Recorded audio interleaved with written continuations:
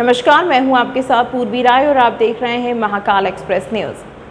मंदिरों में दान की सुरक्षा और पारदर्शिता को लेकर धर्म नगरी उज्जैन में एक नया विवाद गहरा गया है। हाल ही में अयोध्या और आगरमालवा के बगलामुखी मंदिर में दान राशि में हेरफेर के प्रकरण सामने आने के बाद अखिल भारतीय अखाड़ा परिषद के अध्यक्ष महंत रविंद्र पुरी ने एक ऐसा सुझाव दे दिया है जिससे देश भर का पुजारी समाज आग बबूला हो गया है। महंत ने बड़े मंदिरों में पुजारियों के लिए जेब विहीन यूनिफॉर्म अनिवार्य करने की वकालत की है ताकि दान की राशि सीधे दान पेटी में जाए। महंत ने बड़े मंदिरों में पुजारियों के लिए जेब विहीन यूनिफॉर्म अनिवार्य करने की वकालत की है ताकि दान की राशि सीधे दान पेटी में जाए। इस अजीबोगरीब नसीहत के सामने आते ही अखिल भारतीय पुजारी महासंघ के अध्यक्ष महेश पुजारी ने कड़ा पलटवार किया है। महेश पुजारी ने स्पष्ट शब्दों में चेतावनी दी है कि पुजारियों का अपमान करना बंद किया जाए, वरना देश भर का ब्राह्मण समाज विरोध के लिए तैयार है। उन्होंने कहा कि सनातन परंपरा में पुजारी पहले से ही धोती और बनियान पहनते हैं जिनमें जेब नहीं होती, लेकिन अगर परिषद को इससे भी समस्या है तो वे और भी सादे वस्त्र धारण करने को तैयार हैं।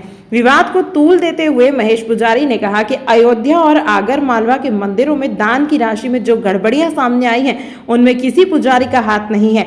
यह अमानत में खयानत का काम पूरी तरह से ट्रस्टी और समिति के लोगों द्वारा किया गया है। पुजारियों की भक्ति और परिश्रम की बदौलत ही देश के मंदिरों का खजाना भरा है जो आज बड़े बड़े लॉकरों में सुरक्षित है। उन्होंने कहा कि ये ऐसे बेबुनियाद बयान देने वाले सतर्क हो जाएं क्योंकि पुजारी समाज अब अपनी प्रतिष्ठा पर आंच बर्दाश्त नहीं करेगा।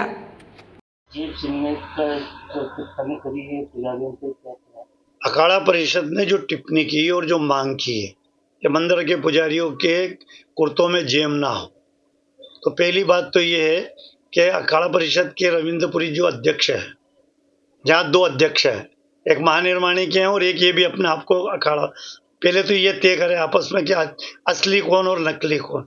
दूसरी बात जो इन्होंने टिप्पणी की उसकी हम निंदा करते हैं। तीसरी बात कि शिव मंदिरों में पुजारी वर्ग जो होता है वो शोला पहन के पूजा करते हैं और वहाँ किसी प्रकार का कुर्ता और बंडी और या अन्य चीज होती ही नहीं है, इसलिए ये बात तो यहीं निराधार है।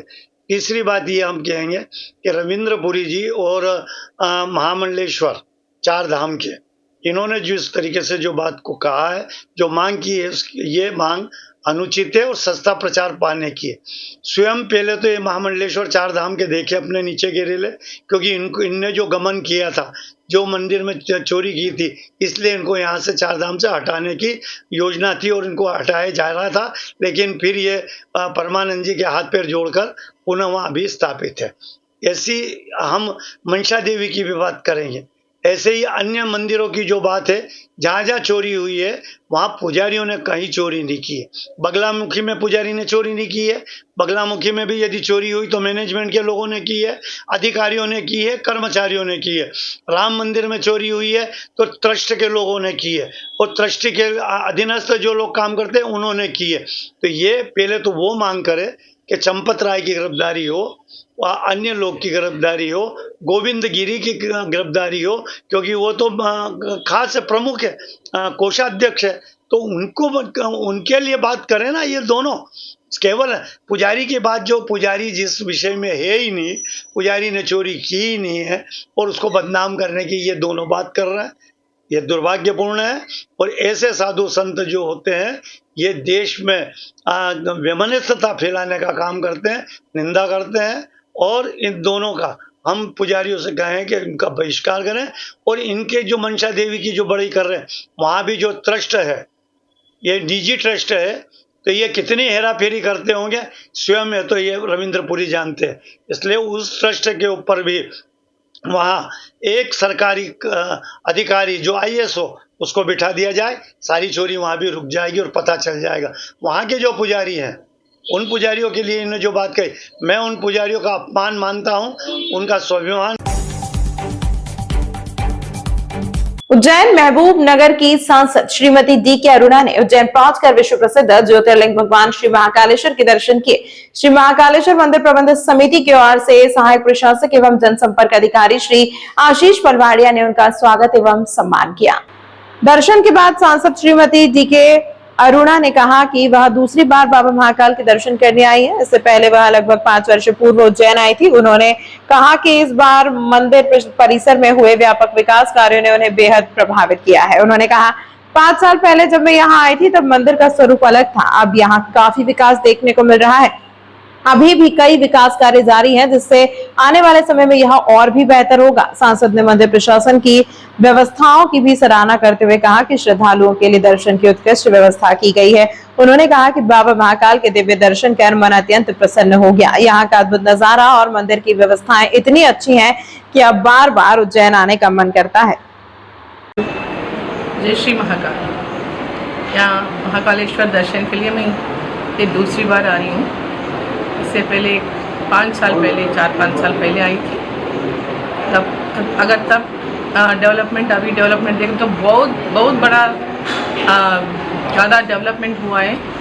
यहाँ पे बहुत ज़्यादा डेवलपमेंट हुआ है। ऐसा कि जब देखे तो कुछ इतना डिफरेंस लग रहा है कि बहुत यहाँ पे अरेंजमेंट्स भी, यहाँ पूरा व्यवस्था भी बहुत अच्छी तरह से किए जा रहा है। रोड्स का और टेम्पल का हर चीज़ बहुत अच्छा लगा। यहाँ के अंदर का फीलिंग भी, यहाँ महाकालेश्वर दर्शन के लिए जब आते हैं तो उन शिव जी के दर्शन, महाकालेश्वर के दर्शन बहुत अच्छी दर्शन हुआ है और उसमें पूरा ऐसा लगता है कि यहाँ बार बार आए। तो बहुत अच्छा दर्शन हुआ महाकालेश्वर का। जय महाकालेश्वर। उज्जैन श्री वैष्णव बैरागी समाज चतुर संप्रदाय मध्य प्रदेश के तत्वाधान में प्रदेश के सनातन धर्म के पुजारियों की विभिन्न समस्याओं एवं मंदिरों से जुड़े मुद्दों को लेकर मुख्यमंत्री डॉक्टर मोहन यादव के नाम जिला प्रशासन के माध्यम से ज्ञापन सौंपा गया।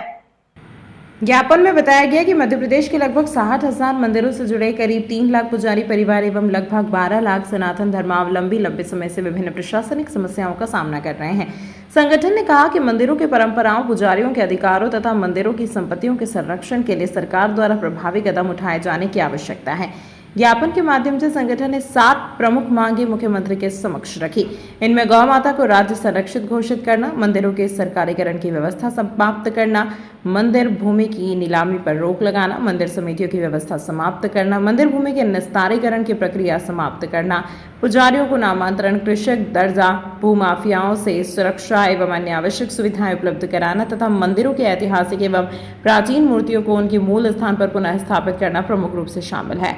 संगठन ने कहा कि सनातन परंपरा, मंदिरों की गरिमा तथा पुजारी समाज के हितों की रक्षा के लिए सरकार से शीघ्र सकारात्मक निर्णय की अपेक्षा है। ज्ञापन सौंपते हुए प्रतिनिधिमंडल ने मुख्यमंत्री से मांगों पर गंभीरता से विचार कर आवश्यक कार्यवाही करने का आग्रह किया। बताइए, आज आप यहाँ पर आए थे कलेक्टर ऑफिस, आपकी क्या मांगे है जिसके लिए आज आप आए?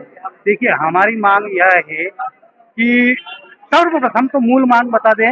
यूँ तो बहुत सी मांगे हैं, क्योंकि पुजारियों पर प्रताड़ना आज का विषय नहीं है, ये अनादिकाल से चला आ रहा है। सतयुग से हम पुजारियों पर प्रताड़ना होती आ रही है। वर्तमान समय में हमारी ये मांग है कि शासन प्रशासन जो 1947 में व्यवस्था पर काबिज हुआ, तब से लेके न व्यवस्थापिका, न न्यायपालिका, न कार्यपालिका कोई भी हमारी बात सुनने को तैयार नहीं। और तो वो पुजारियों का दमन करने के लिए, उनके परिवारों का दमन करने के लिए गांव में आज छोटा सा बच्चा भी बोल देता है कि तुम तो नौकर हो हमारे, तुम्हारी कोई औकात नहीं। आज हम जिस दौर से गुजर रहे हैं, हमारा परिवार, हमारे बच्चे किस दौर से गुजर रहे हैं, ये क्या मुख्यमंत्री महोदय को या इन अन्य कलेक्टर महोदय को, व्यवस्थापक महोदय जो बनते हैं, क्या उन्हें पता है? मुख्य मांग हमारी ये है कि पुजारियों को वास्तविकता में एक मनुष्य समझा जाए। वर्तमान समय में मनुष्य ही नहीं समझा जा रहा है हमें।